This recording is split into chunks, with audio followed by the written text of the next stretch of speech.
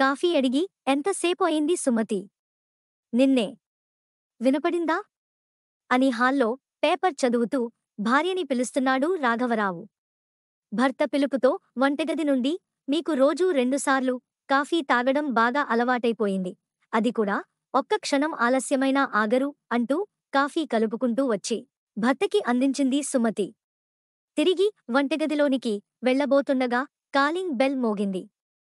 ఎవరైయుంటారబ్బా అని తలుపు తెరిచేసరికి పోస్ట్ అంటూ పోస్టుమేన్ ఉత్తరం ఇవ్వడంతో ఉత్తరాన్ని అందుకుని తలుపు వేసింది సుమతి. భార్య చేతిలో ఉత్తరం చూసిన రాఘవరావు, ఈ రోజుల్లో కూడా ఉత్తరాలు వ్రాస్తున్నారా? అది కూడా మనకి ఎవరు వ్రాసి ఉంటారు? అడ్రస్ ఎవరిదో సరిగ్గా చూసావా? అన్నాడు. అదే నేను చూస్తున్నాను అండి. ఇది మీ పేరు మీద వచ్చింది. నా పేరు మీద? ఎవరి వద్ద నుండి వచ్చిందో చూడు సుమతి. అబ్బా! చూస్తున్న ఉండండి. మీకు అంతా కంగారే. ఉత్తరం మీద చిరునామా చూస్తూ హ రాసింది. మీ గారాల పట్టి, మీ కూతురు. ఎవరు? మన అమ్మాయి వ్రాసిందా? నిన్న రాత్రే కదా మాట్లాడుకున్నాం. నాకేం తెలుసు? మీ తండ్రి కూతుర్ల మధ్య రహస్యాలు. తీసుకోండి, వ్రాసింది మీకు కదా అంటూ భర్త చేతిలో ఉత్తరం పెట్టి వంట గదిలోనికి వెళ్ళిపోయింది సుమతి. ఇంతలోనే ఉత్తరమా?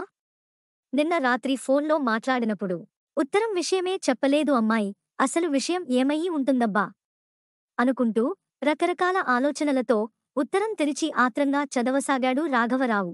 పూజ్యనీయులైన నాన్నగారికి మీ కూతురు రమ్య వ్రాయినది అంతా క్షేమమే, కంగారు పడకండి. ఫోన్లో రోజూ మాట్లాడుకుంటున్నాం కదా. మరలా ఈ ఉత్తరం ఏమిటి అనుకుంటున్నారా? కొన్ని విషయాలు మాటల్లో చెప్పలేము నాన్నా. అది సంతోషమైనా దుఃఖమైనా. కంగారు పడకండి. ఇప్పుడు నేను మీకు చెప్పబోయే విషయం సంతోషకరమైన విషయమే. మీ అల్లుడుగారు నన్ను బాగా మెచ్చుకుంటున్నారు నాన్న. నిన్న ఏదో సందర్భంలో మీ నాన్నగారికి, అదే మా మామగారికి కృతజ్ఞతలు చెప్పుకోవాలి అన్నారు. అది ఎందుకు అని అడిగితే, నీలాంటి సుగుణాల రాశిని నా కోసం కని నాకు ఇచ్చి పెళ్లి చేసినందుకు అన్నారు. ఈ 2 ఏళ్లలో ఆయనకి నా మీద కలిగిన అభిప్రాయం అది.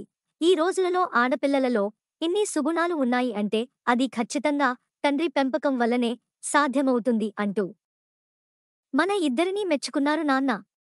ఈ వార్త చదువుతుంటే మీ కళ్లల్లో మెరిసే మెరుపు నాకు కనిపిస్తుంది నాన్నా. నీకు సంతోషమేనా నాన్నా? ఉత్తరం చదువుతూ ఉంటే రాఘవరావు కళ్ళు ఆనందంతో చెమర్చాయి. భుజాన ఉన్న తువ్వాలుతో కనులు తుడుచుకుని మిగతా ఉత్తరం చదవసాగాడు. ఈ సందర్భంగా చనువుతో, నీకు ఒక ప్రశ్న అడగనా మరి? అమ్మ సుగుణాల రాశి కాదా నాన్నా? గడిచిన 27 సంవత్సరములలో అమ్మ మీద ఏనాడు నీకు ఆ అభిప్రాయం కలగలేదా నాన్నా? ఉత్తరం చదువుతున్న రాఘవరావు ముఖకవళికలు ఒక్కసారిగా మారాయి. ఆశ్చర్యంతో చదవసాగాడు. నాన్నా, మరి తాతయ్య నీకు మంచి అమ్మాయిని ఇవ్వలేదా? నాకు తెలిసినంతవరకు నువ్వు ఎప్పుడూ తాతయ్యని ఏదో ఒకటి అంటూనే ఉంటావు. కట్నం ఎక్కువ ఇవ్వలేదు, పండుగకి ఉంగరం ఇవ్వలేదు, ఇంటికి వెళ్ళినప్పుడు మర్యాదలు చేయలేదు, మనవలకి బొమ్మలు కొని ఇవ్వలేదు. ఇలా ఏదో ఒకటి అమ్మతో నువ్వు తాతయ్యని అంటూ ఉండటం నేను విన్నాను. ఏ రోజైనా ఇంత మంచి భార్యని ఇచ్చాడే మామయ్య అని నీకు అనిపించలేదా? ఇందులో అమ్మ తప్పేముంది చెప్పు? నిన్ను నమ్ముకుని వచ్చి తన సర్వస్వాన్ని ధారపోసి నీకు సేవ చేసింది కదా. అదే ఆమె చేసిన తప్ప. నువ్వు అమ్మని బాగా చూసుకున్నావు, నేను కాదనడం లేదు. కానీ తాతయ్యని నువ్వు అలా అంటూ ఉంటే అమ్మకి ఎంత బాధగా ఉంటుందో ఒక్కసారైనా ఆలోచించావా? తాతయ్య ఇవ్వకపోతే ఏమి? నీకు లేవా డబ్బులు? వాళ్లకు తోచింది వాళ్ళు ఇచ్చారు. వాళ్లకు మాత్రం కూతురికి ఇవ్వాలని ఉండదా? అక్కడ పరిస్థితులు ఏమిటో మనకు ఎలా తెలుస్తుంది? ఈ మాటలు విన్న నేను ఎన్నోసార్లు నిన్ను అడుగుదామని ముందుకు వచ్చాను. కాని అమ్మ నన్ను వారించింది. నాన్నగారికి ఎదురు వెళ్ళవద్దు అన్నది. ఇప్పుడు సందర్భం వచ్చింది కాబట్టి అడుగుతున్నా. ఏనాడైనా అమ్మని మెచ్చుకున్నావా? మెచ్చుకోలుగా తాతయ్యతో మాట్లాడావా? ఇంత మంచి అమ్మాయిని ఇచ్చినందుకు తాతయ్యకి థాంక్స్ చెప్పనక్కర్లేదు. కృతజ్ఞత నువ్వు మనసులో చెప్పుకో. నీ కళ్లల్లో, మనసులో ఆయన పట్ల నీకు ఉన్న అభిప్రాయం మారుతుంది. ఒక్కసారి ఆలోచించు నాన్న. నువ్వు తాతయ్యని మాట అన్న ప్రతిసారీ అమ్మ ఎంత వేదన చెంది ఉంటుందో కదా. నువ్వు ఎన్ని మాటలు అన్నా అమ్మ నీకు ఎదురు తిరగలేదు. ఎందుకో తెలుసా? అది కూడా తాతయ్య నేర్పిన సంస్కారం. ఆలోచించు నాన్నా. నువ్వు అమ్మని బాగా చూసుకుంటావు. అడిగింది ఇస్తావు. నన్ను, తమ్ముడిని ప్రేమగా చూసుకుంటావు. అందమైన పొదరిల్లు మనది. అమ్మా, నువ్వు చాలా అన్యోన్యంగా ఉంటారు. మీ ఇద్దరిని చూసి నేను చాలా నేర్చుకున్నాను. ఇన్ని మంచి విషయాలు ఉన్నాయి నీలో, మరి ఆ ఒక్క విషయంలో ఎందుకు? నీకు ఉన్నది కోపమో, బాధో నాకు తెలీదు.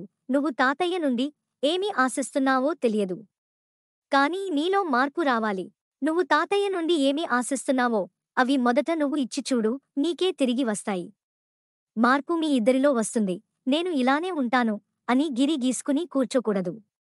ఈ సంక్రాంతికి అమ్మని తాతయ్య దగ్గరికి తీసుకువెళ్ళు. తాతయ్య కోసం కాకపోయినా అమ్మ సంతోషం కోసం వెళ్ళండి. అందరూ సంతోషపడతారు, తేడా మీరే గమనిస్తారు. ఏంటి నాన్నా, ఎక్కువగా మాట్లాడేశానా?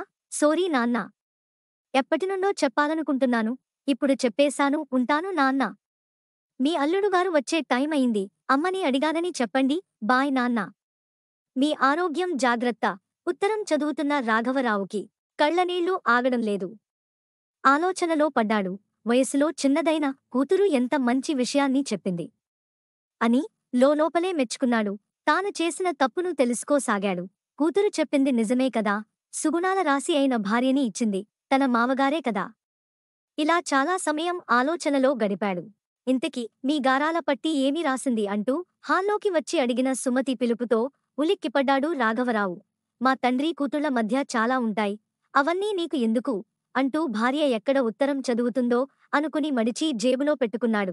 అయితే నాకు చెప్పనవసరం లేదులెండి అంటూ బుంగమూతి పెట్టుకుని కూర్చున్న సుమతి చుబుకాన్ని పట్టుకుని ఆ విషయాన్ని పక్కన పెట్టు.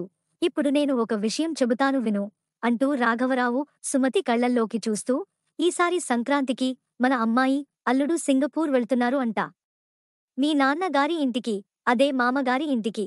మనమిద్దరం వెళ్దామా అని అడగగానే సుమతి కళ్లల్లో ఆశ్చర్యంతో కూడిన ఒక అందమైన మెరుపుని గమనించాడు రాఘవరావు. గడిచిన 27 ఏళ్లలో తన భార్య కళ్లల్లో ఏనాడూ చూడలేదు అంతటి ఆనందాన్ని. మనసులో తన కూతురికి కృతజ్ఞతలు చెప్పుకున్నాడు. ఎంతైనా ఈ నాన్నలున్నారే. భార్యలు చెప్పిన దానికన్నా కూతురు చెప్పిందే వింటారు లేండి. అంతే అంటారా? ఈ వీడియో కనుక మీకు నచ్చితే ఈ వీడియోని లైక్ చేయండి, షేర్ చేయండి. ఇలాంటి మంచి వీడియోస్ కోసం మా ఛానల్ని సబ్స్క్రైబ్ చేయండి.